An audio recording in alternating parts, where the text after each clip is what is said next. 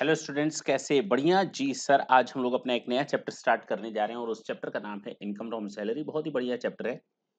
उस चैप्टर पर जाने से पहले आपके लिए एक मैसेज रखा हुआ है और उस मैसेज में लिखा है कि अगर आपकी ओर कोई पत्थर फेंके, कोई पत्थर ना मारे मेरे दीवाने को। तो अगर कोई आपको पत्थर मारता है तो उसको उठा करके दोबारा बंदरों वाली हरकत करने की जरूरत नहीं है कि उसको भी दे दनादन पत्थर मारो। अगर आपकी ओर कोई पत्थर पत्थर फेंकने का मतलब कि आपके लिए बुरा भला बोलता है। क्या बोला मैंने? सामने वाला आपके लिए कोई बुरा भला बोलता है, बुरा और भला बोलता है, भला तो नहीं बोलता, बुरा बोलता है। तो आप उसको रिएक्शन उसी टोन में ना दें, उस वे में ना दें, बल्कि थोड़ा पेशेंस रखें, काम डाउन हो जाएं, उन चीजों को सोचें, चिंतन करें और उसके बाद जरूरी हो तो रिएक्शन दें। अदरवाइज उसको एक क्रिटिसिज्म समझ करके पॉजिटिवली हैंडल करने की कोशिश करें। क्लियर है? कई लोग, होता क्या है कि देखिए, दो तरह की चीजें होती है, डिसीजन ऑन द स्पॉट या डिसीजन इन फ्यूचर। तो जब हम गुस्से में होते हैं ना, तो हमारा दिमाग खत्म हो जाता है। ठीक है ना? गुस्सा इंसान को खा जाता है। बिल्कुल सही कहा गया है। जब आपको कोई गुस्सा दिला देता है तो उसके बाद आप क्या बोल देंगे, कौन सा रिएक्शन कर देंगे, जो चीज आपको नहीं बोलनी थी वो भी आप उस समय बोल देंगे क्योंकि उस समय आपको ठीक लगा। लेकिन बाद में रियलाइज होता है कि नहीं नहीं, ये सेंटेंस हमको नहीं यूज करने चाहिए थे। तो जब भी आपको गुस्सा आए तो सबसे पहले आप बिल्कुल शांत होने की कोशिश करें, रिएक्शन ना देने की कोशिश करें। हाँ, आराम से सोचें। उसके बाद आपको लगता है कि बेटा रिएक्शन तो देना पड़ेगा, अगर लगता है, इफ इट डीम्स फिट, तो आप रिएक्शन दें। अदरवाइज अदरवाइज शांति से काम लेंगे तो आपको समझ में आएगा कि काफी सारी चीजें प्यार मोहब्बत से ही निकल गई। Is it clear? तो when people will throw stone at you, don't throw them back. Try to collect them all and build an empire. जब आपको कोई क्रिटिसाइज करता है ना तो उसको पॉजिटिवली हैंडल करने की कोशिश करें। अब आपको लगा सर क्रिटिसाइज नहीं कर रहा था, वो तो मेरा बुरा भला कर रहा था। अरे आप मान लो ना, क्रिटिसाइज कर रहा था। ठीक है ना? तो कई चीजें हम लोग को बुरी लगती हैं जब सामने वाला कुछ रिएक्शन देता है, मीन्स अपनी फीडबैक देता है। जैसे मान लीजिए आपके दोस्त हैं, आपके बारे में सामने ही उल्टा सीधा बोलते हैं, आप बड़े ही लाइटली लेते हैं। लेकिन जिसको आपने दिमाग में दुश्मन बैठा लिया है कि वो तो फलाना मेरा दुश्मन है, वो तो मुझे फूटी आंख नहीं सुहाता, उसकी बातचीत मुझे अच्छी नहीं लगती, ना वो मुझे पसंद करता ना मैं उसे पसंद करता। तो एक काम करो, वो जो बोले ना उसको एज अ क्रिटिसिज्म हैंडल करो। ठीक है ना? क्योंकि क्रिटिसाइज सामने वाला कर रहा है तो उसको हमें पॉजिटिवली हैंडल करने आना भी चाहिए। चलिए, ये था आज के लिए आपका एक इंपॉर्टेंट मैसेज जो आपको अपनी लाइफ में सेट रखना है। नया स्टार्ट करते हैं chapter. Chapter income from salary. Basically ये इनकम फ्रॉम सैलरी मैंने आपको बताया था शुरू में ही कि 5 हेड्स ऑफ इनकम होते हैं। कितने? 5 हेड्स ऑफ इनकम होते हैं,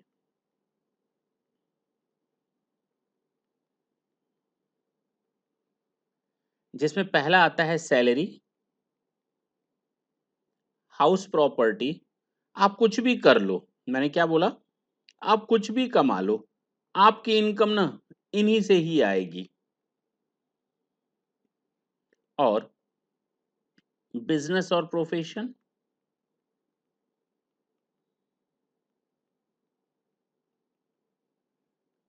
capital gain and other sources. ये 5 हेड्स होते हैं। Source of income infinite, unlimited, बहुत ही ज्यादा होते हैं। सोर्स ऑफ इनकम की मैं बात नहीं कर रहा, मुझे 4 मालिकों से तनख्वाह मिलती है, I am just getting salary from more than one employer. तो मेरी तो सैलरी के सोर्स कई हैं, लेकिन वो जाएगा एक ही हेड में, income under the head salary. मेरे पास 20 घर हैं, now I have sources of 20 houses. Is it clear? I am just getting the rent from each and every those house. Now all those houses are just like a source of income. Means I have 20 source of income. But yes, all these source shall be clubbed in a single head, जिसको हम कहेंगे income from house property. In the same way मेरे 5-7 business हैं, 7 business हैं, और मुझे सातों business से प्रॉफिट मिलता है। ये सातों के सातों 7 सोर्स तो हैं, लेकिन हमारा हेड ऑफ इनकम केवल एक रहेगा, बिजनेस और प्रोफेशन। इसी तरह मैंने 4 से 5, 10 से 15 एसेट्स बेच दी इस साल, तो मेरी source of income capital gain की कई जगहों से है, लेकिन वो सारी इनकम एक जगह क्लब हो जाएगी, जिसको हम कहेंगे कैपिटल गेन। इसी तरह अदर सोर्सेज, मुझे इंटरेस्ट मिलता है, चाहे बैंक से मिले चाहे दोस्त से मिले, चाहे मुझे पेंशन मिलती है, पेंशन मिलती है वो वाली नहीं, फैमिली पेंशन मिलती है, तो उस फैमिली पेंशन मेरी अदर सोर्स ऑफ इनकम है, क्योंकि ना तो मेरी सैलरी है, ना हाउस प्रॉपर्टी, ना पीजीबीपी है, ना कैपिटल गेन है, वो अदर सोर्स है। मुझे डिविडेंड की इनकम अर्न होती है, ठीक है ना। तो मैं जुआ खेलता हूँ, ठीक है, मैं हॉर्स रेस में जाता हूँ, मेरी कई डिफरेंट डिफरेंट इनकम्स हो सकती हैं, और वो इनकम्स जो कहीं ना जाए, जो 4 हेड्स में कहीं टैक्सेबल ना हो, वो सीधे सीधे अदर सोर्स में टैक्सेबल होगा। Is it clear? तो आपको याद रहेगा ये 4 हेड्स ऑफ इनकम होते हैं, और इन 4 हेड्स ऑफ इनकम के लिए जो सेक्शन है ना, वो सेक्शन है आपका सेक्शन 14। मैंने क्या बोला? सेक्शन 14। ये आपका सेक्शन कहता है कि they are 5 heads of income: salary, house property, PGBP, capital gain, other sources. Salary, house property, PGBP, capital gain, other sources. क्या बोला मैंने? Salary, house property, PGBP, capital gain, other sources. जितना भी एफर्ट्स कर लो, जितनी भी मेहनत कर लो, कुछ भी कर लो, आपकी सारी की सारी इनकम केवल इन 5 हेड्स ऑफ इनकम में टैक्सेबल होती हैं। There is no any other sixth head of income. Clear? Yes sir, बिल्कुल क्लियर है, कहीं कोई दिक्कत नहीं है। ये आपका पहला सेक्शन था। जब हम बात करते हैं सैलरी हेड, क्योंकि हमें तो आज स्टार्ट करना है अपना सैलरी हेड, यानी इसके बाद हम हाउस प्रॉपर्टी पढ़ेंगे, पीजीबीपी पढ़ेंगे, कैपिटल गेन पढ़ेंगे, उसके बाद अदर सोर्स पढ़ेंगे, उसके बाद क्लबिंग पढ़ेंगे, सेट ऑफ कैरी फॉरवर्ड पढ़ेंगे, आगे बढ़ते चले जाएंगे, और एक दिन ऐसा आएगा, ठीक है, टैक्स खत्म हो जाएगा। सैलरी के लिए जरूरी है कि दो लोगों के बीच में एम्प्लॉयर एम्प्लॉय का रिलेशनशिप होना चाहिए। मेरी बात ढंग से सुनेंगे।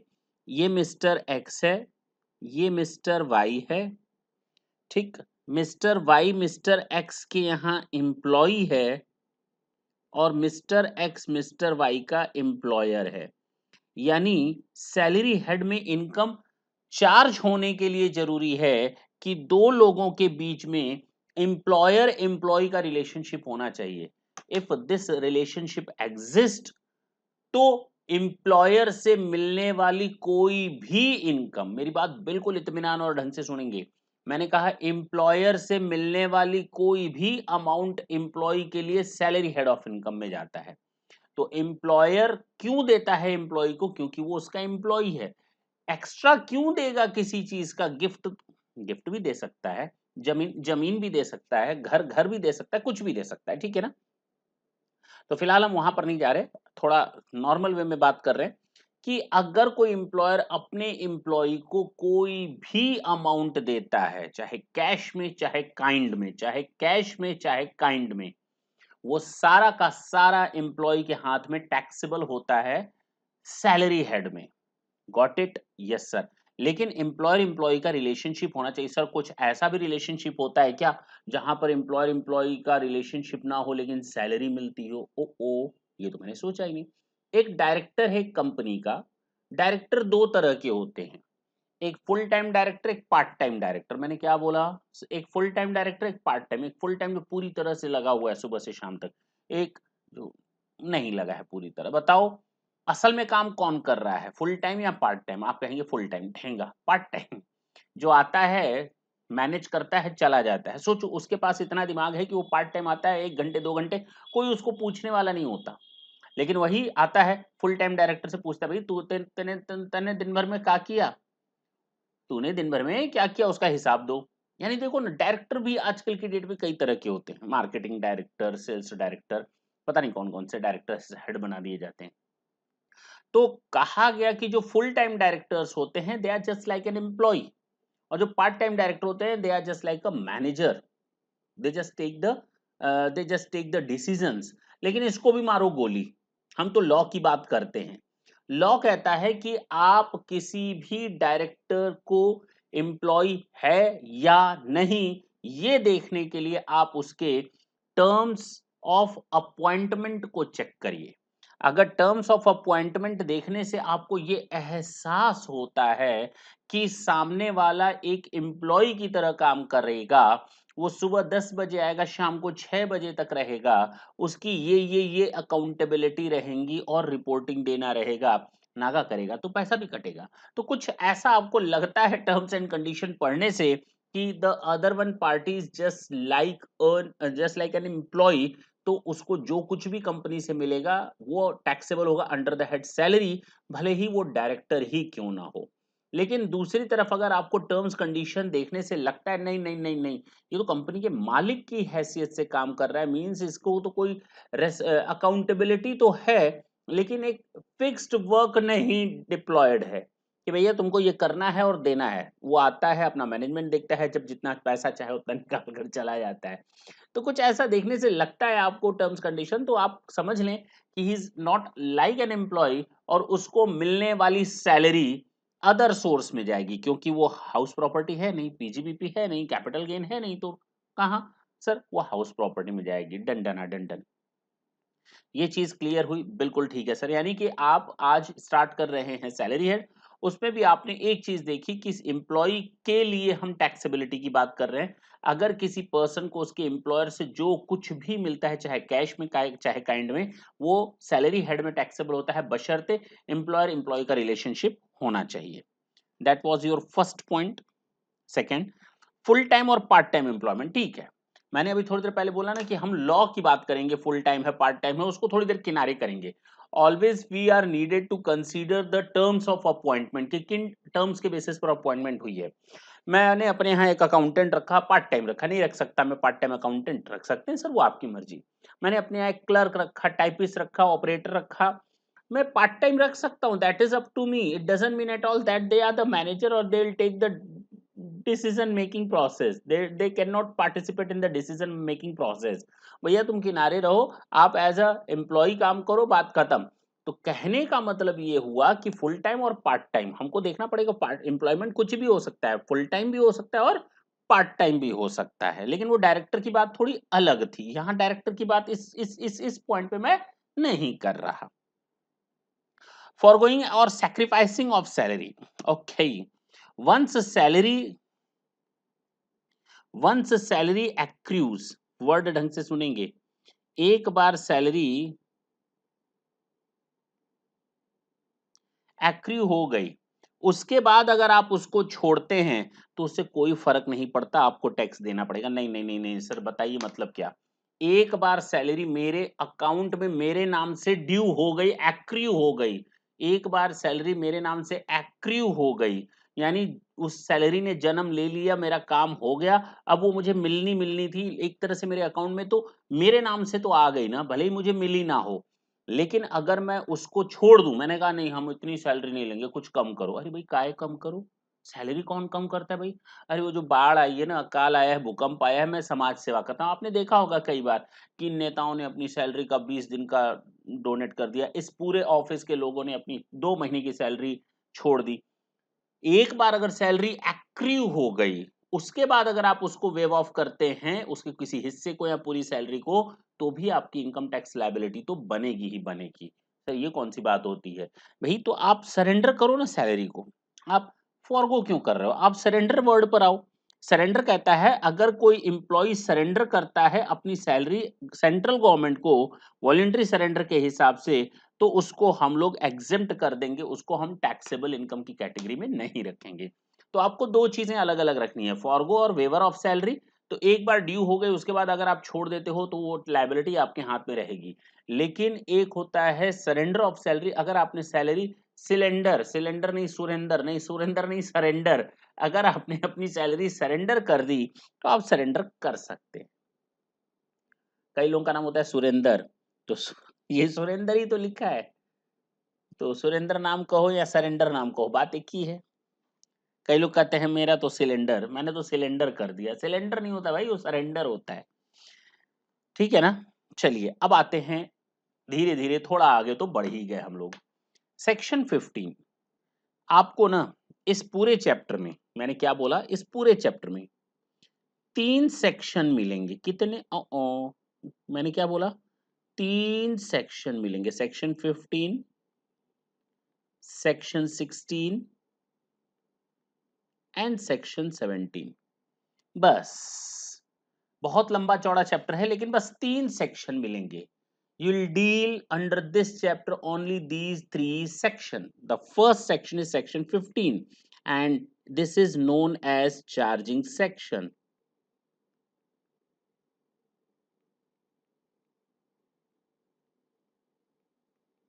ओके यानी चार्ज करने वाला बैटरी चार्ज होगी तभी तो मोबाइल चलेगा।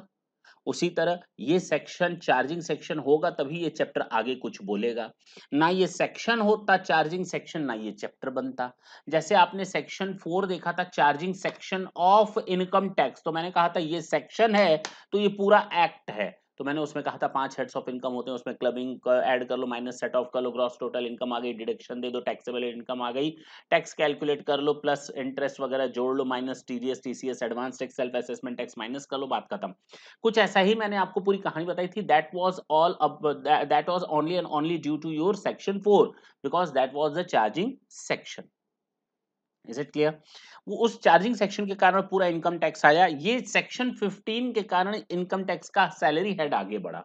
तो this is your charging section. मैंने शुरू में भी बोला था कि इनकम टैक्स ने अपना नाम तो खुद पूछ कर रखा है। नाम रखूं क्या इनकम टैक्स? तब उसने कहा हाँ ठीक है सेक्शन 1 बोलता है नाम रखो तो आगे बढ़ा था। याद होगा आपको मैंने ये कहानी आपको बताई थी। चलिए सेक्शन 15 के बाद हम बात करते हैं सेक्शन 16 की। ये केवल और केवल डिडक्शंस को बताता है। किसको बताता है? डिडक्शंस को बताता है और इसमें 3 डिडक्शंस आपके सामने आएंगी। Section 16 1A, section 16 2 and section 16 3 ये पढ़ने हैं।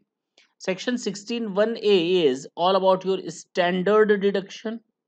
मैंने क्या बोला किसके नाम से है? स्टैंडर्ड डिडक्शन के नाम से है। और दूसरा है आपका एंटरटेनमेंट अलाउंसेस। अभी आपके लिए बिल्कुल नई नई चीजें हैं मैं एकदम फैमिलियर कर रहा हूं। एक दो बार बीच बीच में नाम आता रहेगा ना तो आप लोग के दिमाग में रहेगा अच्छा अच्छा कई बार बोल चुके। तो entertainment allowances and the last one is your professional और एम्प्लॉयमेंट टैक्स।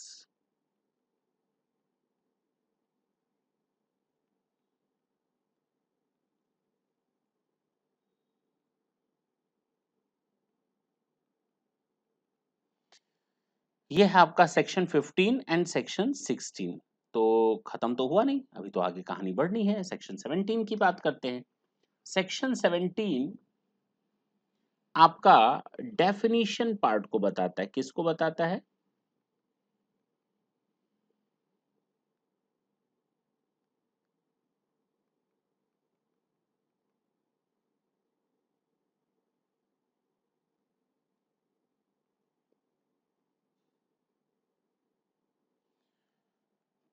पेन हमको लगता है अब चेंज करनी ही पड़ेगी। चलो भाई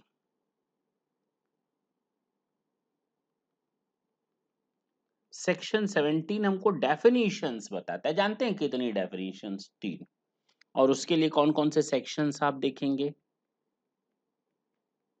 1 2 एंड 3।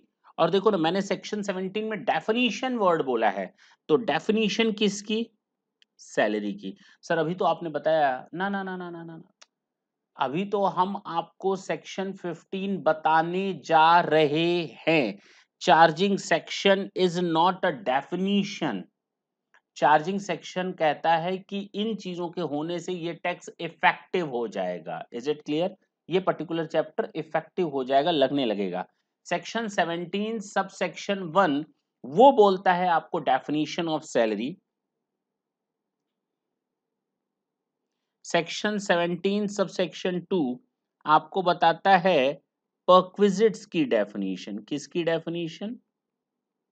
और सेक्शन 17 सब सेक्शन 3 आपको बताता है profit in lieu of salary.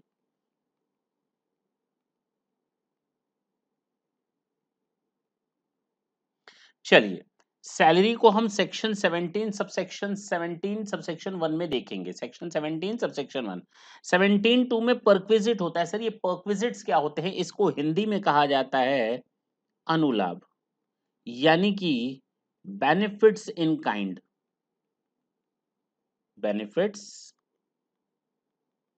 In kind, और ये नॉर्मली की बात मैं कर रहा हूं, क्योंकि कुछ ऐसे बेनिफिट्स होंगे जो कैश में होंगे लेकिन तब भी हम उनको परक्विजिट्स बोलेंगे। Is it clear? हाँ सर। तो परक्विजिट्स को बेनिफिट्स इन काइंड बोला जाता है नॉर्मली, और profit in lieu of salary को हिंदी में बोला जाता है वेतन के स्थान पर लाभ। सर ये कौन सी बात होती है? आप हिंदी लिख लिख कर हम लोग का मजा लेते हैं। भाई इसलिए लेते हैं ताकि कुछ चीजें हिंदी में लिखने से दिमाग में सेट हो जाती है, मेरे नहीं आपके। ठीक है ना? कैसे वो देखेंगे। प्रॉफिट इन ल्यू यानी इसके बदले। तो प्रॉफिट दिया जा रहा है किसके बदले? इन ल्यू ऑफ सैलरी, सैलरी के बदले। तो वेतन के स्थान पर क्या दिया जा रहा है? You are just getting the benefit instead of getting the salary. तो ये चीज याद रखेंगे। ये 3 डेफिनेशन है, 3 डिडक्शंस हैं और एक चार्जिंग सेक्शन है। केवल यही सेक्शन है सैलरी हेड में। Section 15, section 16, section 17।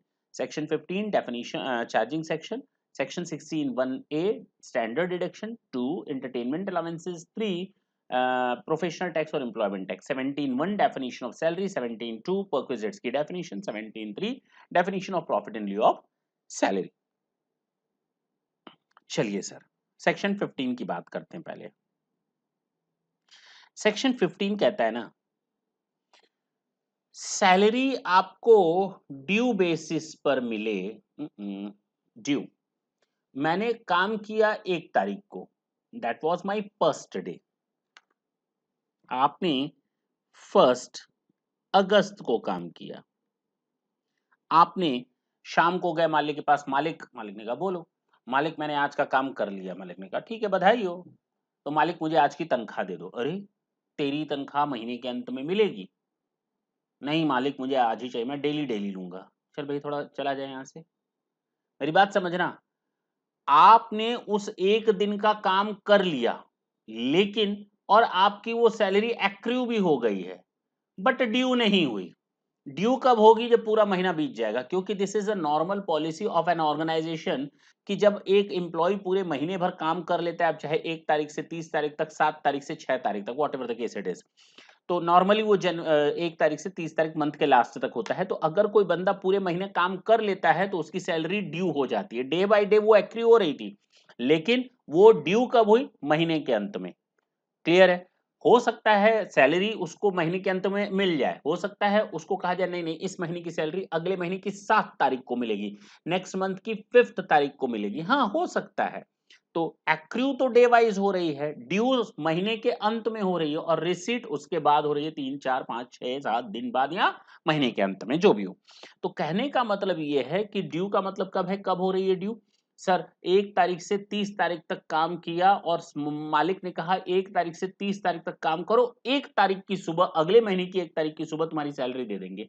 यानी कि अगले महीने की 1 तारीख को सैलरी ड्यू हो रही है, अगले महीने की 1 तारीख को सैलरी ड्यू हो रही है। उसके पहले आप जो भी मांगेंगे वो एडवांस सैलरी होगी। आप काम कर चुके हो, मान लो आपने 10 अगस्त तक काम किया, आप मालिक के पास जाते हो, मालिक हमको सैलरी चाहिए, नहीं मिलेगी। मालिक कुछ एडवांस चाहिए, बताओ कितना चाहिए?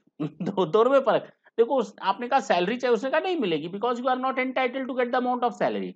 But as and when you are saying that boss कुछ एडवांस दे दो ना, कहते हैं कितना चाहिए। तो दोनों में फर्क है। तो एडवांस मींस आपकी सैलरी अभी ड्यू नहीं हुई है, उसके पहले आप जो कुछ भी मांगोगे, even though you have done some part of your work, then also it would be treated as a advance salary. फर्क समझ में आया? बहुत ही अच्छी तरह से इसलिए समझ में आया होगा क्योंकि आप डे टू डे इस चीज से दो चार होते रहते हैं। तो अब ड्यू होना, सैलरी का ड्यू होना और सैलरी का रिसीट होना दोनों अलग अलग चीज है। सैलरी का ड्यू होना और सैलरी का रिसीट होना। तो सैलरी पर जो टैक्स लगता है ना, वो ड्यू बेसिस पर लगता है। सैलरी पर जो टैक्स लगता है ना, वो रिसीट बेसिस पर लगता है। सर आप दोनों बातें कर रहे हैं, मैं नहीं कर रहा, मैं आपको लॉ समझाने की कोशिश कर रहा हूं। मान लो आपको काम करना है और आपको सैलरी पहले ही मिल गई। आपने कहा मालिक हमको 3 महीने का एडवांस दो, मालिक ने 3 महीने का एडवांस दे दिया। you will do work in future but you have already received the amount of salary, it means this is the advance salary। आपको जो काम फ्यूचर में करना है उसकी सैलरी आपने पहले ही ले ली, तो इसका मतलब आपको एडवांस सैलरी मिल गई। तो गवर्नमेंट ने कहा ड्यू बेसिस पर सैलरी को टैक्स लगाओ या रिसीट बेसिस पर, जो दोनों में से पहले हो। मेरी बात ढंग से समझें, ड्यू बेसिस पर या रिसीट बेसिस पर, जो दोनों में से पहले हो जाए उस पर टैक्स लगा दो। लेकिन एक बार अगर कोई सैलरी किसी मंथ की टैक्स लग गई तो दोबारा फिर टैक्स नहीं लगेगा। मान लो ड्यू हुई, रिसीट नहीं हुई, तो गवर्नमेंट ने तो टैक्स ले लिया ड्यू बेसिस पर, फिर जब रिसीट होगी गवर्नमेंट कहेगी हो रिसीट हुई है लाओ सैलरी। नहीं भैया, ड्यू बेसिस पर तुम ले चुके हो, अब सैलरी को ड्यू रिसीट बेसिस पर मत लेना। रिसीट बेसिस पर ले चुके हो, ड्यू बेसिस पर मत लेना। दोनों में से पहले जो हो गया उस पर तो हम टैक्स दे चुके हैं। तो ड्यू बेसिस और रिसीट सर समझ में नहीं आएगा, आएगा काहे, पेशेंस रखे ना थोड़ा। विच एवर इज अर्लियर,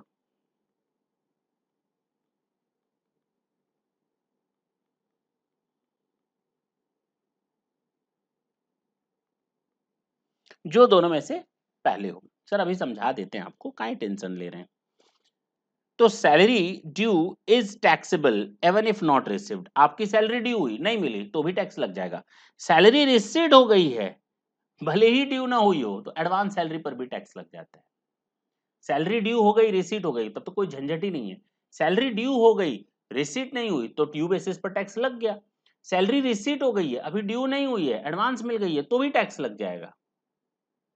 अच्छा, मान लो मेरी सैलरी जनवरी मंथ की कब मिलती है, 1 फरवरी को मिलती है।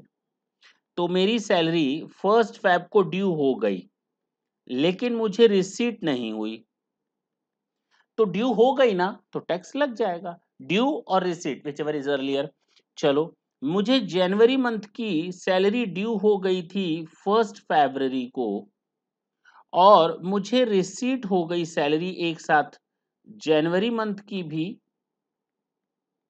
एंड फरवरी की भी। सोचो, फरवरी की, फरवरी मंथ का मैंने वर्क अभी नहीं किया, but I got it because this is an advance salary. फरवरी की मेरी एडवांस हो गई।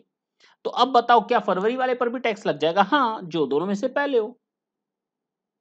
तो जो दोनों में से पहले हो, तो फरवरी का ड्यू होना बाकी है, वो 1 मार्च को ड्यू होगी, लेकिन हमें फरवरी की 1 फरवरी को ही सैलरी मिल गई एडवांस, तो भैया वो टैक्सेबल हो जाएगी।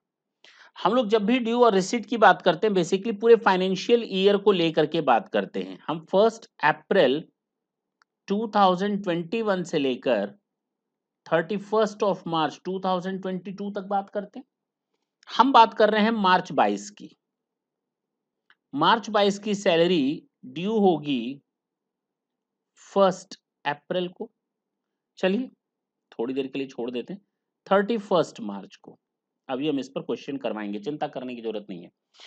ये ड्यू हो गई, महीने के अंत में ही ड्यू हो जा रही है, ठीक है। तो ये रिसीट नहीं हुई, तो भी टैक्स लग जाएगा। और मुझे 31 मार्च को रिसीट तो हो गई, लेकिन मुझे अप्रैल की भी सैलरी मार्च में ही रिसीट हो गई, तो मेरी दोनों महीने की यानी कि अप्रैल की भी सैलरी पिछले साल में टैक्स लग जाएगा। अच्छा, ऐसा नहीं है कि जो अप्रैल की सैलरी मार्च में मिल गई तो अप्रैल में मैं काम नहीं करूंगा, मैं अप्रैल में काम करूंगा, लेकिन अब मुझे उसकी सैलरी नहीं मिलेगी। उस पर ऑलरेडी टैक्स हमारा पिछले ही साल लग चुका है, लेकिन इस बार ये ड्यू तो होगी। कोई चीज पहले मिल गई इसका मतलब ये नहीं कि ड्यू नहीं होगी। भाई दो चीजें, भाई थोड़ा कॉमन सेंस रखें, ड्यू एंड रिसीट। ड्यू हो गई, रिसीट हो गई, कोई प्रॉब्लम नहीं है। ड्यू हो गई, रिसीट नहीं हुई, टैक्स लग गया। अब ऐसा नहीं है ड्यू हो गया तो रिसीट नहीं होगा, आज नहीं तो ये कभी ना कभी रिसीट होगा, ये अप्रैल में होगा, मई में होगा, कभी भी ड्यू हो गई तो रिसीट होना ही होना है, होना ही होना है। ड्यू हो गई, आपने काम कर लिया तो रिसीट कभी भी होगा, आप जून में हो, ठीक है ना। तो वो जब रिसीट होगी तो उस बेसिस पर टैक्स मत लगाना, क्योंकि आपने ड्यू बेसिस पर पहले ही टैक्स लगा दिया है। Is it clear? अच्छा, आपको ड्यू नहीं हुई, रिसीट हो गई, तो भी आप टैक्स लगा देते हो, तो भी आप टैक्स लगा देते हो। अब ऐसा नहीं है रिसीट हो गई तो अब मैं काम नहीं करूंगा, ड्यू होगी, आज नहीं तो कल मुझे काम करके उस ड्यू को खत्म करना पड़ेगा, तो उसको ड्यू बेसिस पर फिर टैक्स मत लगाना, क्योंकि ऑलरेडी रिसीट बेसिस पर टैक्स लग चुका है। तो एक बात बस दिमाग में ये रखनी है कि डबल टैक्सेशन नहीं करना है। अगर ड्यू बेसिस पर टैक्स लग चुका है तो रिसीट बेसिस पर नहीं लगेगा, रिसीट बेसिस पर टैक्स लग चुका है तो दोबारा ड्यू होने पर टैक्स नहीं लगेगा। क्लियर? बिल्कुल क्लियर है। इसमें एक तीसरा पॉइंट भी है, एरियर ऑफ सैलरी। अब सर इसको क्यों लाया गया एरियर ऑफ सैलरी को? Arrear of salary received during the current previous year shall be taxable in the current year if not charge to tax in an earlier previous year. Sir इसका मतलब क्या है? मेरा ना अपॉइंटमेंट हुआ था 2015, तब से मैं काम कर रहा हूँ 17, 18, 19, 20 और ये चल रहा है 21, 22। मालिक ने कहा था सुन,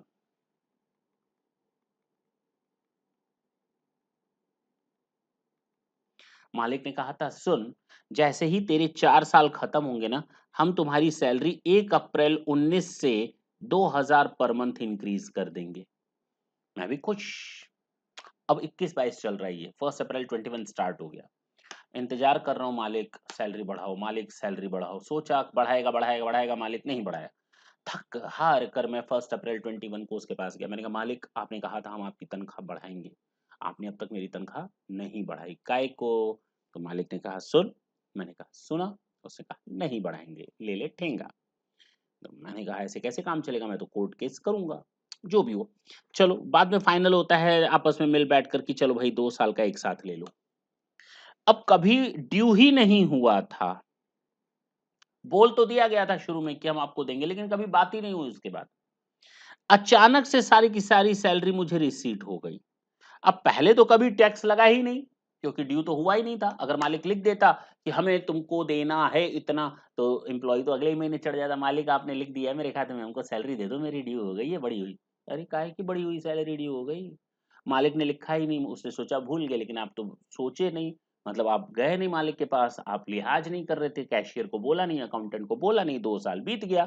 उसके बाद आपको लगता है धोखा हो रहा है, आप चले गए मालिक के पास, आपने कहा कि भैया मेरी सैलरी बढ़ाओ। आखिर जो भी हुआ बवाल डवाल हुआ, आपको सैलरी बढ़ी हुई मिल गई सीधी सीधी। जानते हैं कितनी? 2000 के हिसाब से 1920 की, यानी 24,000, 24,000, 48,000 डायरेक्ट रिसीट हुई, जो कभी ड्यू हुई ही नहीं, जो कभी बुक्स में चढ़ी ही नहीं, डायरेक्ट रिसीट हो गई। अगर हम उसको यहाँ ना लिखते, केवल लिख देते ड्यू बेसिस रिसीट बेसिस, तो भैया कैसे टैक्स लगता? हमने तो ये बोला था ड्यू बेसिस पर लगेगा, भले ही रिसीट ना हुआ हो, रिसीट बेसिस पर लग जाएगा, ड्यू भले बाद में हो। तो ये तो कभी ड्यू होगी नहीं, डायरेक्ट रिसीट हुई, उसी समय ड्यू उसी समय रिसीट। तो भैया कहा गया इसको भी लगाना पड़ेगा tax. This is also the part of the employer employee relationship. तो यहाँ पर भी टैक्स लग जाएगा एरियर ऑफ सैलरी पर, उस साल जिस साल ऐसा ड्यू होता है। उम्मीद करते हैं 3 पॉइंट याद रहेंगे आपको। सेक्शन 15 कहता है charging section due basis, receipt basis, whichever is earlier, and arrear of salary, arrear of salary, arrear of salary, but subject to section 89(1). वो यहाँ मैंने नहीं लिखा है, वो मैं यहाँ पर लिख देता हूँ।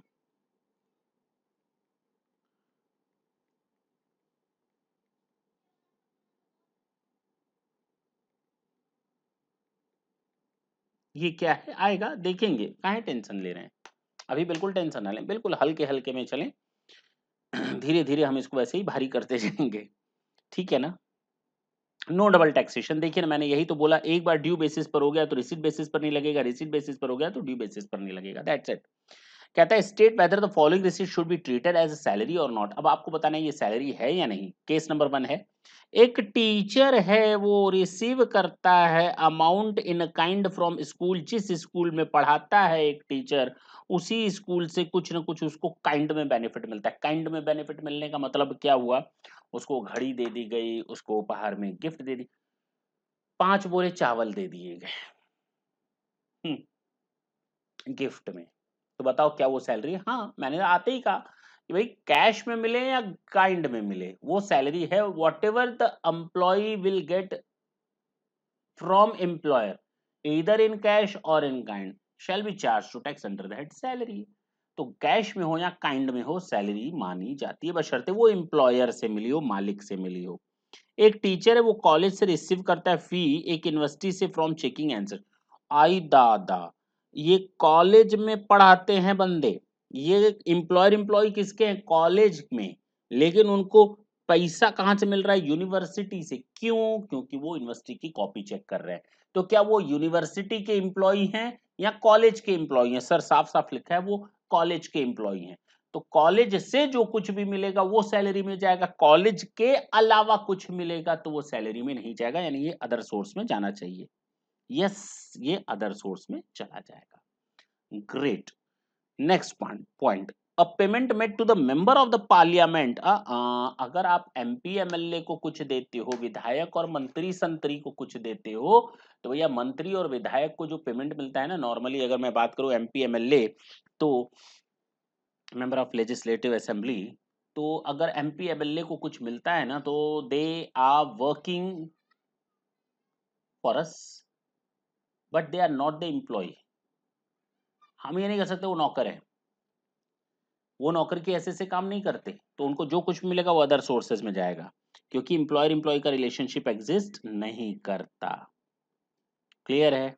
पक्की बात जी। क्वेश्चन नंबर 2 देखिए, तो एमपी एमएलए एम्प्लॉय नहीं होते, समाज सेवक होते हैं, सेवक होते हैं, लेकिन वो एम्प्लॉय नहीं होते। क्वेश्चन नंबर 2, मिस्टर एक्स ने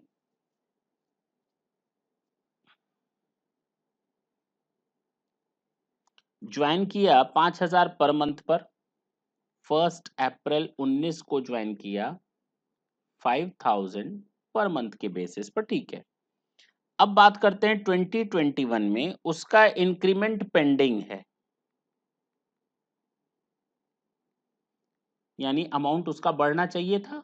हमने थोड़ी देर पहले इसका कहानी इस तरह से बताया था, लेकिन वो इंक्रीमेंट फाइनल हुआ है 2021 में, 1/4/21 में, और ये 1/4/21 में फाइनल हो गया। इंक्रीमेंट कितना हुआ? 1,000 पर मंथ। एंड 21-22 का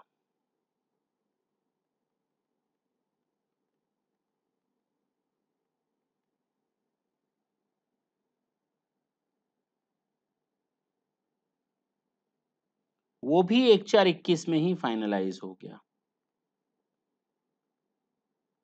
कितना? 1,500।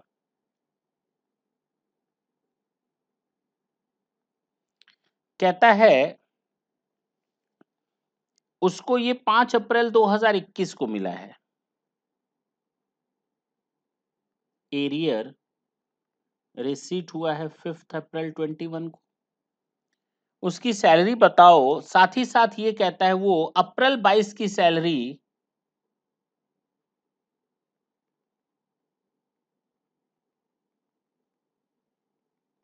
वो रिसीट हो गई है मार्च 22 में। अब जरा ढंग से देखेंगे, बिल्कुल इत्मीनान से, बहुत ही सिंपल सा टॉपिक है, लेकिन अगर आप ऐसे देखेंगे तो आपके हाथ पैर फूलने लगेंगे, सर ये क्या भला है। पहले तो ये देखो कि हम किस ईयर की बात कर रहे हैं। हम बात कर रहे हैं फाइनेंशियल ईयर 21-22 में, यानी असेसमेंट ईयर 22-23। इसमें तो आपको कोई दिक्कत नहीं, नहीं सर ये सब आपने बताया है। उसकी सैलरी कितनी है पर मंथ? उसकी सैलरी है, देखनी पड़ेगी सैलरी कितनी है 21-22 में। 1 अप्रैल को उसका 1,500 है ही। तो यहाँ था 5,000 सैलरी, 1,000 बढ़ गया यहाँ पर, और 21-22 में बढ़ गया 7,500। तो 21-22 में इसको सैलरी मिलेगी 7,500 के हिसाब से। बोलो ना, 5 से 6 हुआ, फिर 1,500 और बढ़ गया। अच्छा, ये इस साल की सैलरी है जो मिली है, इस साल की है, प्लस एडवांस भी मिला है। अरे अरे अरे अरे अरे अरे, ये जो सैलरी ऊपर दिख रही है ना, ये 1/4/21 से लेकर 31 मार्च 22 की है, लेकिन अप्रैल 22 की भी सैलरी मिल गई मार्च में, तो हम लिखेंगे एडवांस सैलरी। मैंने कहा ना, ड्यू और रिसीट जो दोनों में से पहले हो। तो यहाँ पर अप्रैल मंथ की, अप्रैल 2022 की सैलरी कितनी है, वो हमें एडवांस में मिल गई 7,500। अभी तो निकाला था 7,500 एक महीने का। अच्छा, एरियर ऑफ सैलरी है,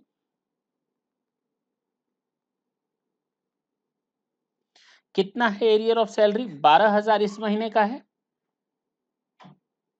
सैलरी कितनी है?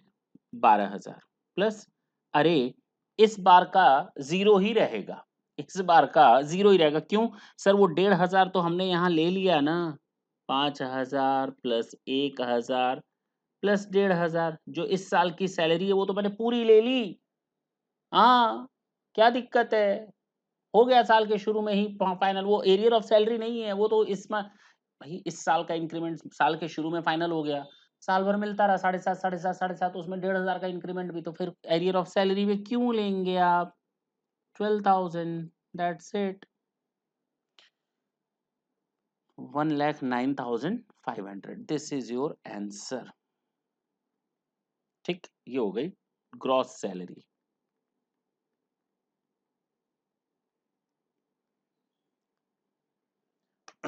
इसको नोट कर लें, दिस इज योर आंसर। चले आगे। एक एग्जाम्पल है, जरा हम देखते हैं क्या है। ड्यू बेसिस और receipt basis whichever is earlier वाला। मिस्टर एक्स ने एक ऑर्गेनाइजेशन ज्वाइन किया 10,000 पर मंथ पर 1 दिसंबर 20 को, in which salary falls due on first day of every next month. 1 तारीख से 30 तारीख तक काम करो, अगले महीने की 1 तारीख को ड्यू होगी। फर्स्ट डे से 31st ऑफ डे तक काम करो, मंथ के एंड तक, फर्स्ट ऑफ नेक्स्ट मंथ आपकी ड्यू होगी।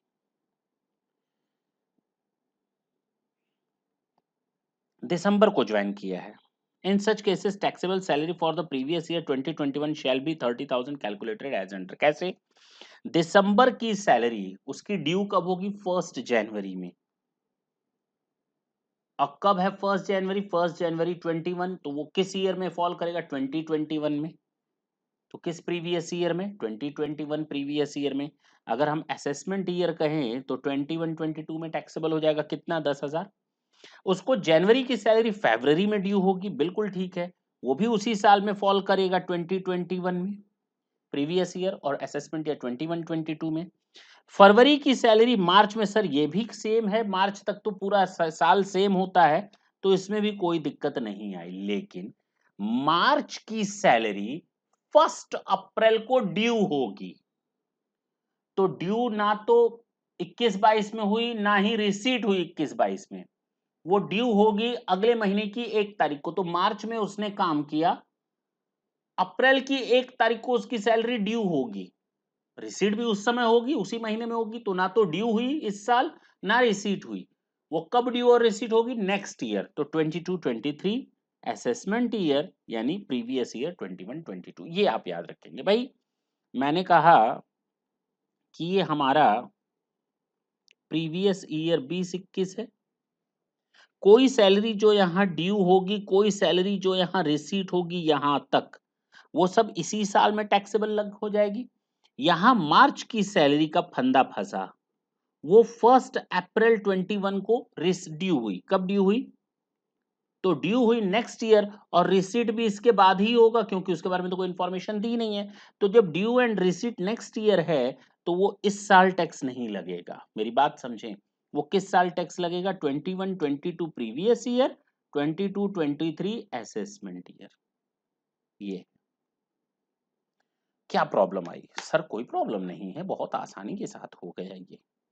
देखिए, साथ-साथ एग्जाम्पल भी चल रहे हैं, तो साथ-साथ वो चीज़ें कवर होती जा रही हैं। तो मैंने अभी तक आपको बताया सेक्शन 14, 5 हेड्स ऑफ इनकम होते हैं, salary, house property, PGBP, capital gain and other sources. Section 15 मैंने बताया, उसके बाद मैंने कुछ पॉइंट बताए, एम्प्लॉयर-एम्प्लॉयी का रिलेशनशिप होना चाहिए, और साथ ही साथ मैंने बताया पार्ट टाइम और फुल टाइम का हो सकता है, फॉरगो और वेवर से कोई लेना-देना नहीं होता, सरेंडर को आपका टैक्स नहीं लगता है। उसके बाद मैंने सेक्शन 15 बताया। सेक्शन 15 चार्जिंग सेक्शन है, ड्यूड बेसिस और receipt basis whichever is earlier arrear of salary in the year of receipt taxable हो जाएगा, दैट्स इट। एक बार अगर कोई सैलरी ड्यू बेसिस पर टैक्स लग गया तो अब रिसिट बेसिस पर टैक्स नहीं लगेगा, रिसिट बेसिस पर एडवांस पर टैक्स लग गया तो अब ड्यू बेसिस पर टैक्स नहीं लगेगा। बस इतना ही तो मैंने डिस्कस किया, यस सर। और ये 3 क्वेश्चन हम लोगों ने खत्म कर दिए। अब हम बात करते हैं आगे डिडक्शंस की। किसकी? डिडक्शंस की। मैंने कहा था 3 ही सेक्शंस हम लोग को देखने हैं इस पूरे चैप्टर में। सेक्शन 15 खत्म, charging section is over. Section 16 की बात करते हैं। 3 सेक्शन 16 में सब सेक्शन आएंगे। 16(1)(a) ये कहलाता है स्टैंडर्ड डिडक्शन। गवर्नमेंट ने कहा देखो भाई, हम आपको सैलरी दे दे रहे हैं, सैलरी इसलिए दी जाती है कि आप दुनिया भर के खर्च करते हैं, खर्च करते हैं, खर्च करते हैं, तो काफ़ी खर्च ऐसे होते हैं जो एम्प्लॉयमेंट के लिए ज़रूरी होते हैं। मेरी बात समझिए। अगर आप सैलरी पाते हैं, आप केवल ये कह दें कि सारा पैसा मैंने अपने घर के लिए लगाया, अरे नहीं, घर से ऑफ़िस के लिए आना, घर से ऑफ़िस के लिए जाना, ऑफ़िस निकलते समय खाली पेट चले आना तो रास्ते में कुछ खा लेना, ठीक है ना? तो कई खर्चे होते हैं, तो गवर्नमेंट ने कहा मुझे एक काम करने दो, मुझे आपको एक बेसिक बेनिफिट देने दो आपको। उसमें सबसे पहले बेसिक बेनिफिट आपको दी जाती है स्टैंडर्ड डिडक्शन की। स्टैंडर्ड डिडक्शन जो ये कहता है कि भई आप ना सैलरी या 50,000 जो दोनों में से कम हो, आप उसकी छूट ले लो। सैलरी या 50,000 आप कहो ना 50,000 तक की छूट मिलती है, सीधे ऐसे बोलो। अगर सैलरी 30,000 है सालाना, सालाना, पूरे साल की बात कर रहा हूँ, ये पूरे प्रीवियस ईयर की बात हो रही है। अब चाहे इसमें 3 महीने की सैलरी हो, 6 महीने की सैलरी हो या पूरे 12 महीने की सैलरी हो या 11 महीने की सैलरी हो, या पूरे एडवांस मिला करके 6 महीना और ले लो, कुछ भी कर लो। ये पूरे फाइनेंशियल ईयर की बात हो रही है। तो कहता है अगर आपको सैलरी जितनी भी मिली हो तो सैलरी या 50,000 जो दोनों में से कम होगा ना उसका आप डिडक्शन ले लो जिसको हम कहेंगे स्टैंडर्ड डिडक्शन, जिसको हम नाम देंगे स्टैंडर्ड डिडक्शन। और हर तरह के एम्प्लॉय को ये अवेलेबल होता है, हर तरह के एम्प्लॉय को ये अवेलेबल होता है। इवन अगर कोई एम्प्लॉय रिटायर हो जाता है और उसको पेंशन मिलने लगती है तो पेंशन भी उसको किससे मिलती है? अपने एम्प्लॉयर से। अपने एम्प्लॉयर से मिलने वाला कोई भी अमाउंट चाहे रिटायरमेंट के दौरान चाहे रिटायरमेंट के बाद वो सैलरी हेड में ही टैक्सेबल होता है। तो पेंशन भी कहाँ टैक्सेबल होती है? सर आपने बीच में कभी एक बोला था पेंशन यहाँ नहीं, अरे भाई मैंने वो फैमिली पेंशन के बारे में बोला था। फैमिली पेंशन अदर सोर्सेज में जाती है। जब किसी एम्प्लॉय की डेथ हो जाती है तो उसके घर वालों को पेंशन मिलती है। वो एम्प्लॉय नहीं होते लेकिन उनको पेंशन मिलती है तो वो अदर सोर्सेज में जाता है। लेकिन एम्प्लॉय को अगर पेंशन मिलती है उसके जीते जी तो वहां पर उसको जो पेंशन मिलेगी वो सैलरी हेड में ही होगी। और अगर पेंशन मिलती है तो भी उसको स्टैंडर्ड डिडक्शन 50,000 और सैलरी या pension which ever is earlier which ever is less उसका बेनिफिट उसको मिल जाता है। मैंने कहा ना फैमिली पेंशन पर ये सिस्टम एप्लीकेबल नहीं होता। चलिए ये था सेक्शन 16 मैंने बस सर इतना ही, और क्या, और क्या, कुछ ज्यादा पढ़ा दें, एक्स्ट्रा पढ़ा दें, लॉ के बाहर चले जाएं। सेक्शन 16 टू एंटरटेनमेंट अलाउंसेस, ढंग से सुन लें, ये केवल और केवल गवर्नमेंट एम्प्लॉय को बेनिफिट मिलता है। ओ मैंने क्या कहा? ओ अगर एक एम्प्लॉय गवर्नमेंट एम्प्लॉय है और उसको एंटरटेनमेंट अलाउंसेस मिल रहा है तो ही ये वहां पर बेनिफिट ले सकता है सेक्शन 16 सबसेक्शन 2 में। इसका मतलब कि नॉन गवर्नमेंट एम्प्लॉय को इस डिडक्शन से वंचित यानी कि किनारे रखा गया है। Non government employee have no any authority to take the benefit of this particular deduction under section 16(2). अच्छा, एक चीज और याद रखेंगे, मैंने कहा था सेक्शन 16 1A ऐसे लिखेंगे, 2 ऐसे लिखेंगे, 3 ऐसे लिखेंगे, 17(1) ऐसे लिखेंगे, 2 ऐसे लिखेंगे और 3 ऐसे लिखेंगे। अब ये बीच में लाइन नहीं खींची तो आप उसको राई का पहाड़ ना बना देंगे, ठीक है ना? तो कहा गया एग्जाम में जब आएगा तो आप ऐसे नहीं लिख सकते। हाँ, ये ऐसे मत लिख देना, ये ऐसे मत लिख देना, ये ऐसे नहीं लिख सकते, कुछ भी नहीं ऐसे लिख सकते। As it is, you are needed to quote the sections. The numbering must be the same. क्योंकि हर एक सेक्शन कुछ कहता है, ये कुछ नहीं कहता, क्योंकि इस तरह का कोई सेक्शन है ही नहीं। अगर आपने ऐसे लिख दिया ऊल जुलूल कुछ भी लिख दिया तो मार्क्स आपके कट कट कट। आप ऐसा काम नहीं करेंगे तो सर हम सेक्शन ऐसे रट्टा मारना पड़ेगा। पेशेंस रखो, धीरे धीरे आगे बढ़ते जाएंगे, कुछ ना कुछ बीच बीच में आपको टिप्स देते जाएंगे। क्लियर? तो आज एक चीज क्लियर हो गई कि सेक्शन अगर लिखेंगे तो एज इट इज जैसा है मेन लैंग्वेज उसकी सेक्शन की, we are needed to code the section as such. हम उसमें कोई हेर फेर नहीं कर सकते ना। तो अच्छा मैं क्या बता रहा था, सेक्शन 16 टू स्टैंडर्ड डिडक्शन, ये बेनिफिट केवल मिलता है एक गवर्नमेंट एम्प्लॉय को। सर समझ में नहीं आई बात। ये गवर्नमेंट एम्प्लॉय है, ये नॉन गवर्नमेंट एम्प्लॉय है। सैलरी मिलती है, क्या मिलती है? इसको भी साल भर में 1 लाख की सैलरी मिली, इसको भी साल भर में 1 लाख की सैलरी मिली। इन दोनों को एंटरटेनमेंट अलाउंसेस दिया गया। अच्छा, तो पहले तो इसको सैलरी में ऐड कर लो, मान लो दोनों को 20-20 हजार दिया गया। Both of these two employee are getting the same amount of entertainment allowances from their employer. Now the total taxable salary in the case total salary in the case of government employee 120 and the same is in the case of non-government employee. But as and when we are talking about the benefit of deduction, तो standard deduction दोनों को मिलेगा, 50,000 इसको भी मिल जाएगा, 50,000 इसको भी मिल जाएगा, अभी बताया ना मैंने 50,000 और salary which ever is less. दूसरा एंटरटेनमेंट अलाउंसेस, ओके, इस केस में नहीं मिलेगा, ये बेनिफिट नहीं मिलेगा। Yes, at the time of getting the amount of entertainment allowances that was become form part of the salary, जो कुछ भी एम्प्लॉयर से मिलेगा वो सैलरी का हिस्सा है। देखो ना, सैलरी का हिस्सा बन गया, जो कुछ भी एम्प्लॉयर से मिला वो सैलरी का हिस्सा बन गया। उसके बाद ये देखना है क्या इसको एंटरटेनमेंट अलाउंसेस की छूट मिलेगी, क्या इसको इसका डिडक्शन मिलेगा। अगर गवर्नमेंट एम्प्लॉय है तो हाँ, कितना सर मालूम नहीं, मैंने 5,000 लिख दिया, छोड़ दें अभी नहीं। कितना डिडक्शन मिलेगा अब मैं वही देखने जा रहे हैं, कितना डिडक्शन मिलेगा वो बताया गया है। एक्चुअल अमाउंट, मैंने क्या बोला, एक्चुअल अमाउंट 5,000 और 20% ऑफ बेसिक सैलरी, तो 20% बेसिक सैलरी यानी 20,000, तो ये हो जाएगा 20,000, 5,000 और एक्चुअल है 20,000। किस्मत है दोनों में 20-20 हजार आ गया। ये जो 20% है ये 1 लाख का 20% है, ये जो ऊपर हम लोगों ने लिखा है ना बेसिक सैलरी 1 लाख, उसका 20% है। तो ये 20-20 कॉमन संजोग की बात है, तीनों में से जो कम होगा उसका डिडक्शन ले लो 5,000। अब समझ में आया कैसे। तो कहा गया एंटरटेनमेंट अलाउंसेस का आप डिडक्शन ले सकते हैं, actual amount 20% of basic salary and 5,000 whichever is less. 5,000 is final, आप ये नहीं कह सकते ये पर मंथ है, पर एनम है, अरे भैया वो 3 महीना काम करे 6 में, इससे कोई लेना देना नहीं। जैसे स्टैंडर्ड डिडक्शन के केस में मैंने आपको बताया वो 50,000 फुल एंड फाइनल है। If you have done the job only for 3 months, yes you can avail the benefit of standard deduction of up to rupees 50,000। In the same way, if you have done job of only for 5 to 6 months or 1 year completely, you can get the benefit of rupees 5,000 in the case of the entertainment allowances. Clear हुआ, उसका per month per year से कोई लेना देना नको, पक्का। तो ये एंटरटेनमेंट अलाउंसेस केवल एक एम्प्लॉय जो गवर्नमेंट एम्प्लॉय होता है उसी को बेनिफिट मिलता है। ऐड तो गवर्नमेंट नॉन गवर्नमेंट दोनों में होता है सैलरी में, लेकिन माइनस उसी में होता है जो गवर्नमेंट एम्प्लॉय होगा।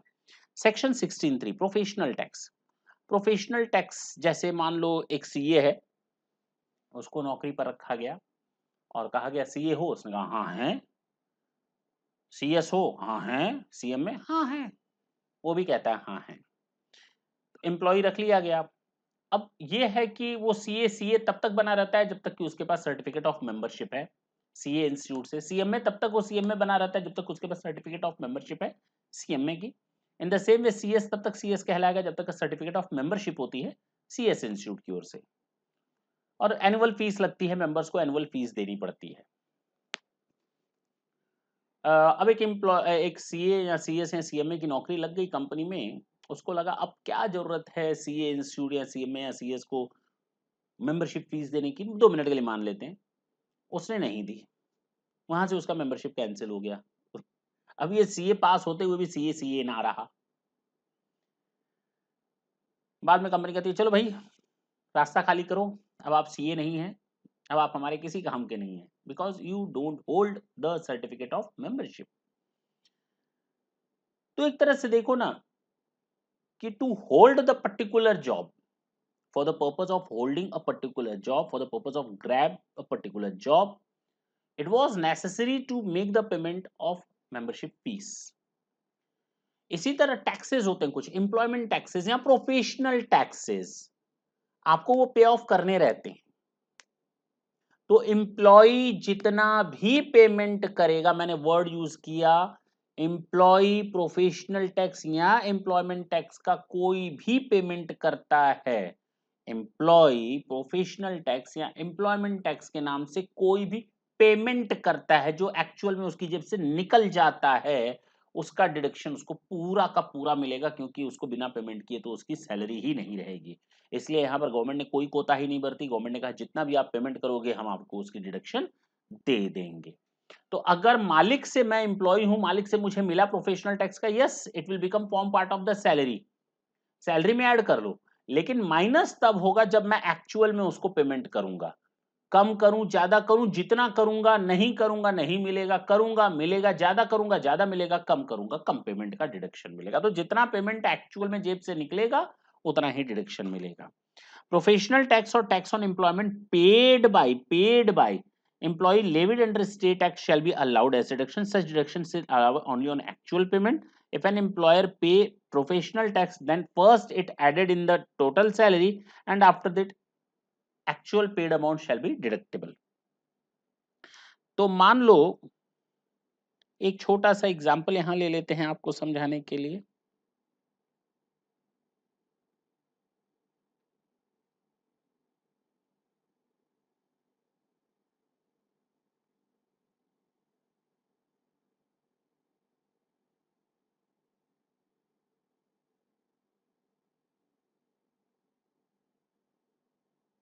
वैसे इतने कॉलम की जरूरत नहीं पड़ेगी।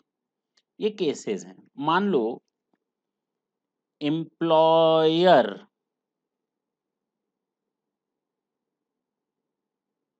गिव्स एम्प्लॉयमेंट टैक्स के नाम से केस ABCDE, मान लो 5 एम्प्लॉय हैं, 5,000 रुपए दिया, 10,000 रुपए दिया, 0 दिया, 0 दिया और 8,000 दिया। चलो, और एम्प्लॉय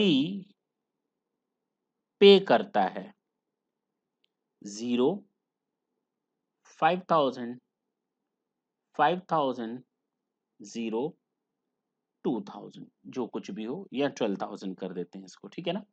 हमें डिडक्शन कितनी मिलेगी? फर्स्ट ऑफ ऑल सैलरी में हम ऐड कर लेंगे जो कुछ भी एम्प्लॉयर से मिलेगा। तो एम्प्लॉयर से कितना मिला? 5,000, ऐड कर लो 5,000, ऐड कर लो 10,000, जो एम्प्लॉयर से मिला सिंपली आप उसको पहले ऐड कर लें, ज्यादा टिटिम्मा पालने की जरूरत नहीं है, ठीक है ना। जो एम्प्लॉयर से मिला उसको ऐड कर लो और उसके बाद आप एम्प्लॉयमेंट टैक्स का डिडक्शन दे दो। कितना? जितना एम्प्लॉय ने पेमेंट किया, 0 माइनस 0, मतलब माइनस करेंगे 0, 5,000, 5,000 माइनस कर दो। यहां देखो मिला 0, लेकिन 5,000 पे किया तो 5,000 की डिडक्शन मिल गई, कुछ नहीं पे किया तो नहीं मिली। 12,000 पे किया तो 12,000 की, यानी जितना एक्चुअल में एम्प्लॉय पे करेगा प्रोफेशनल टैक्स या एम्प्लॉयमेंट टैक्स का, he'll get the benefit of the same amount. First of all, whatever he'll get from his employer shall be added or shall be form part of the gross salary. But yes, after that he'll get the deduction. Whatever the amount he is going to pay in the name of the employment tax or professional tax, he'll get the deduction thereof. That's it. अब एक question हम लोग को दिया गया है, question number 3। देखते हैं क्या कहता है। Compute taxable entertainment allowances section 16(2), जिसमें कहा था 3,000, 3 पॉइंट होते हैं, 5,000, 20% ऑफ बेसिक सैलरी और actual amount which ever is less. Entertainment allowances का बेनिफिट केवल एक गवर्नमेंट एम्प्लॉय को मिलता है, नॉन गवर्नमेंट एम्प्लॉय को नहीं मिलता। तो यहाँ पर केवल एंटरटेनमेंट अलाउंसेस की बात कर रहे हैं, इसका मतलब हमें दिमाग में ये रखना है कि गवर्नमेंट एम्प्लॉय होगा तभी उसको माइनस किया जाएगा, अदरवाइज माइनस नहीं होगा।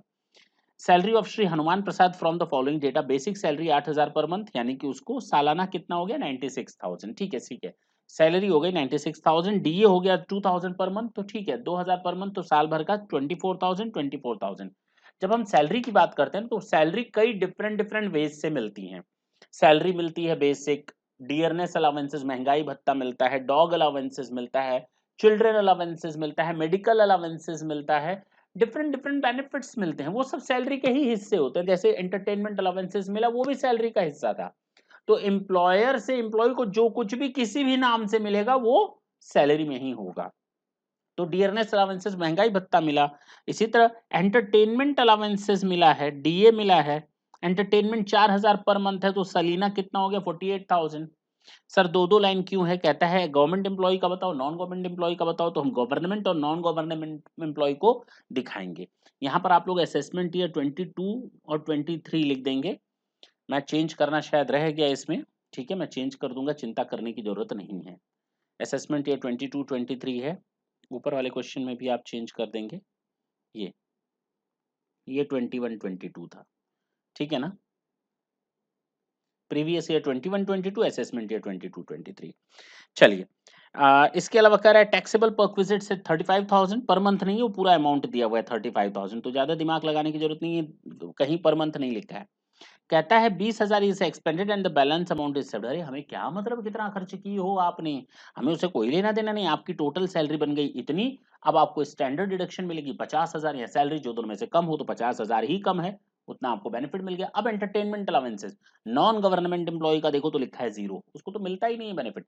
जबकि ऊपर हम लोगों ने एंटरटेनमेंट अलाउंसेस को ऐड कर रखा है, नीचे हम लोगों ने निल कर रखा है।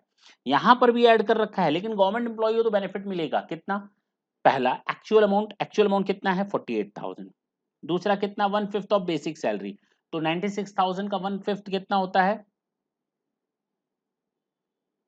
और 5,000, तीनों में से जो कम हो 5,000 आ तो गया, मैं आंसर आ गया। ये हमने आपको केवल एक बेस दिया आज, मींस फर्स्ट ऑफ ऑल ये मत सोचिए कि हम इतनी ही स्पीड से सारे क्वेश्चन करवाएंगे, these are the very basic question, क्योंकि जब नेक्स्ट सेशन में आएंगे, जब हम आपको फिर से स्टार्ट करेंगे, मुझे ये क्वेश्चन करवाना ही नहीं था आज ये वाला क्वेश्चन, तो do not worry about that. Next session में हम इस क्वेश्चन से फिर आपके साथ स्टार्ट करेंगे, क्योंकि अभी तो चूंकि फर्स्ट सेशन था, आपके दिमाग में ये जाना जरूरी है कि सैलरी का मतलब होता क्या है, सैलरी का मतलब होता क्या है, कौन कौन सी चीजें इसमें आती हैं। अभी तो हम बिल्कुल अपने बेस क्रिएट कर रहे हैं, बेसिक चीजों को ला रहे हैं, ठीक। अभी हमने ना डीए जाना, ना हमने टैक्सेबल परक्विजिट्स जाना, कुछ भी नहीं जाना। हमने तो एक छोटा सा क्वेश्चन दे दिया आपको, बात खत्म। इसको ज्यादा दिल और दिमाग में रखने की जरूरत नहीं है। नेक्स्ट सेशन में जब हम आएंगे, कुछ नीचे के पॉइंट्स करेंगे, फिर इस क्वेश्चन को अगर जरूरत पड़ेगी देखेंगे, अदरवाइज आप लोग खुद देखेंगे जब दोबारा, तो आपको लगेगा अच्छा इतना हल्लुक क्वेश्चन कुछ भी नहीं था। मैंने कहा एंटरटेनमेंट अलावेंसेस की बात की गई थी, एंटरटेनमेंट अलावेंसेस का बेनिफिट केवल एक गवर्नमेंट एम्प्लॉय को मिलता है, इसीलिए गवर्नमेंट एम्प्लॉय के केस में ये बेनिफिट दिख रहा है और नॉन गवर्नमेंट एम्प्लॉय में नील दिख रहा है। दिख रहा है? कहाँ दिख रहा है? मैं एक बार फिर दिखा देता हूँ, यहाँ दिख रहा है। और नील इसलिए दिख रहा है क्योंकि नॉन गवर्नमेंट एम्प्लॉय, और गवर्नमेंट एम्प्लॉय में कितना मिल रहा है 5,000, क्यों? क्योंकि तीन में से जो सबसे कम हो, actual amount 5,000, 1/5 of basic salary, यही तो बताया था। ऊपर देखो actual amount 5,000, 1/5 of basic salary, यहाँ लिखा है 20% ऑफ बेसिक सैलरी, इसको हम 1/5 भी बोल सकते हैं। दिक्कत क्या है? इसको हम 1/5 ऑफ बेसिक सैलरी भी बोल सकते हैं। 1/5 कैसे? 20% का मतलब क्या होता है? 1/5 हो तो गया, ठीक है ना। तो आप ये चीजें, ये पॉइंट्स अभी याद रखेंगे जो मैंने आज आपको बताए हैं। थ्योरेटिकली, न्यूमेरिकली भले आप छोड़ दें चीजों को, लेकिन हाँ theoretically each and everything must be clear to you, क्योंकि जैसे जैसे हम लोग आगे बढ़ेंगे वैसे वैसे न्यूमेरिकल्स बढ़ते जाएंगे और हमारा बोझ भी बढ़ता चला जाएगा। नेक्स्ट सेशन में हम आपसे फिर मिलेंगे, तब तक के लिए tata and bye bye, thank you, thanks a lot.